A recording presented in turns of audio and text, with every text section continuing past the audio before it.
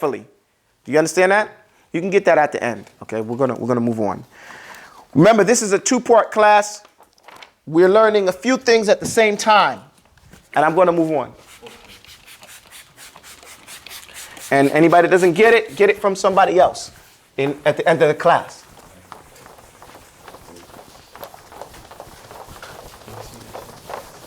At the end of the class.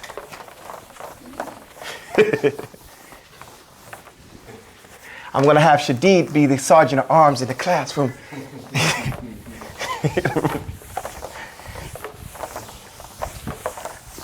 Okay. The second part of this class is for all those people like ourselves here who want to perfect the alphabet, the Arabic alphabet. Remember, we stated earlier that most people have learned the Arabic alphabet on their own, and they haven't studied it from a historic or any type of perspective. What letter is this? Alif. This is Alif, okay? What letter is this? What letter is this? Pay attention to what? Details, okay? Jim. And what letter is this? Del. Del. The ulama talk about these letters. They talk about this is called Abu Jad. Say Abu Jad. Or Abjad. Abjad. Abjad came from Abu Jad. Okay? And in it you have the first three letters. Alif, Ba, Jim, and Dal. The way to learn Arabic alphabet is to learn the words. Abjad. Say Abjad. Hawaz. Huttiya. Kaliman. Sa'fas. Kurishat. Fakhidh. Dadig. That's the whole alphabet right there. And we're going to teach it to you from a traditional perspective. Okay? This first one is Abjad. Now, Abjad consists of an alif. Everybody say alif. Alif. And it talks about a man whose name was Abu Jad. Abu Jad is supposedly one of the 6 kings. There were 6 kings. One's name was Abu Jad. Another one was Hawaz. The other one was Hati or Hutti. The other one was Kalmun or Kalman. Then you had Sa'fas and you had Kurishat. These were all 6 kings and they were Zalimun. They were oppressors. And this story can be found in Al-Fihris of Abu Najid. I think his name is Abu Najid. I forget, Najib or Najid, I forget the name of it. But the book is called Al-Fihris. And Al-Fihris means a table of context or a compilation of all the Arabic sourced literature before the advent of the Christians and the Greeks and their philosophy was added into Arabic studies and Arabic literature. And they wanted to preserve it to keep that stuff from getting mixed up. And from amongst it was the story of the Arabic alphabet. So you had these 6 kings, Abu Jad being one of them. And what happened was a cloud. They were so cruel. They used to take everything for themselves. And a cloud came and it covered their area after it being very hot for a long period of time. And so the kings, the 6 kings said, we're going to get the shade and you peasants going to stay out of the shade. And of course, when they got under the shade, Allah sent down some wrath on them and they were all destroyed. This is very similar to some stories we have from the different prophets. The ulama say it's not the same story. Okay? Then afterwards, these people, they never had written before. They never had written alphabet before. They said we never had a reason to write before. This is a myth, a fable, they say.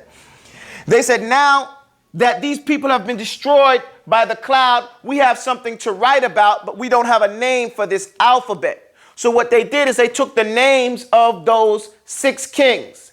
Abu Jad, Hawaz, Huttiya, Kalmun or Kalman, Sa'fas, Kurishat, and then they had those were the 6 kings they had.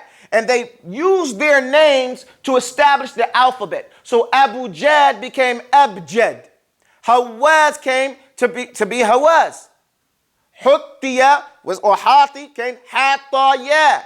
Just like that. And so on and so forth to the end. And they realized that there were some letters next. So they made Fakhidh Dadig these two words that don't have a definite meaning in Arabic, but they represented the rest of the letters that they had left off. And from that you have the origin of the Arabic alphabet. What you have from the Orientalists or the Greeks and the Romans, they all took, if you look at the alphabet, they all took their alphabet from these people. All alphabet, these people, they call them Phoenicians. Well, actually, they're just called Philistini. But they call them Phoenicians in most of the books. Excuse me.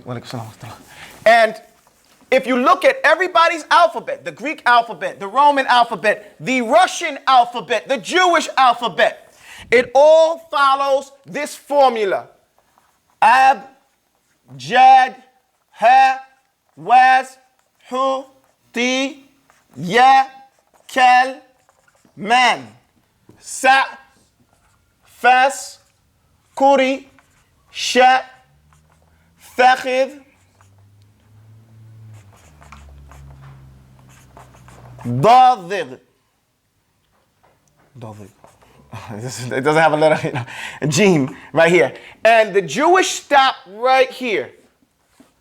They're stopped right there. In the Greco-Romans, they do alpha, beta, gamma, delta, and they go through the whole line just like this. And they say they got it from this nothing language from the Phoenicians. They don't state exactly. They're just some poor students. They can't express, or they don't want to tell us that they got this from the Arabs. So here we have definite proof where we got it from this story, and they're the only ones to state exactly where it came from, and that's what we're teaching here today, the order. And if you want to know the order where it comes, alif, ba, ta, tha, jim, ha, kha, that came after the war with the Crusades.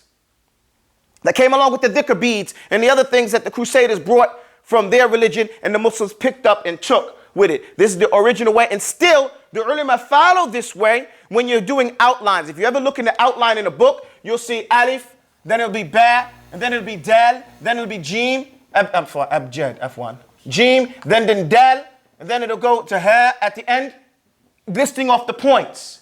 And you say, well, why is it do like that? They're doing it this way because this is the order in which we go through the Arabic alphabet, okay? So we're being real thorough here. Do I have any questions about this at this time?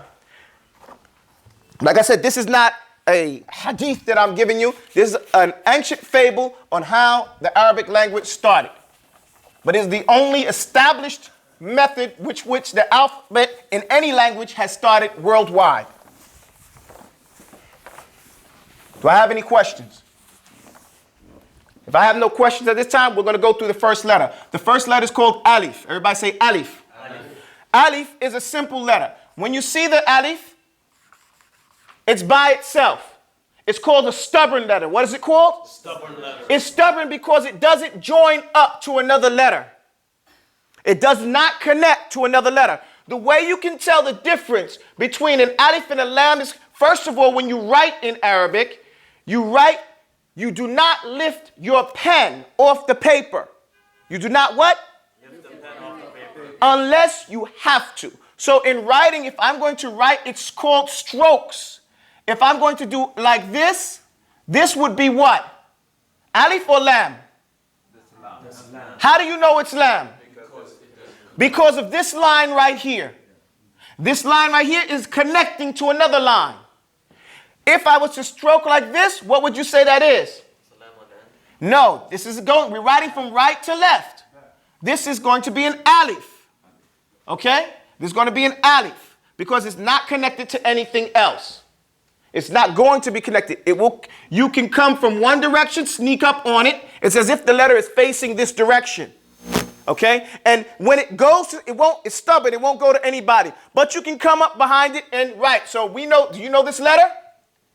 This is called what? Ba. This is called ba. The way you can remember ba, because there's a ball on the bottom. Say that. Ball on the bottom. Ball on the bottom. Ball on the bottom. Okay, so that's ba. We know what ba is. Ba has what? Ball on the bottom. So that's all you have to remember about ba. If I do a whole bunch of strokes like this, and then I put one here, that's just a bunch of bas. Okay, it doesn't have to be anything specific. So if I write like this, This is ba with an alif.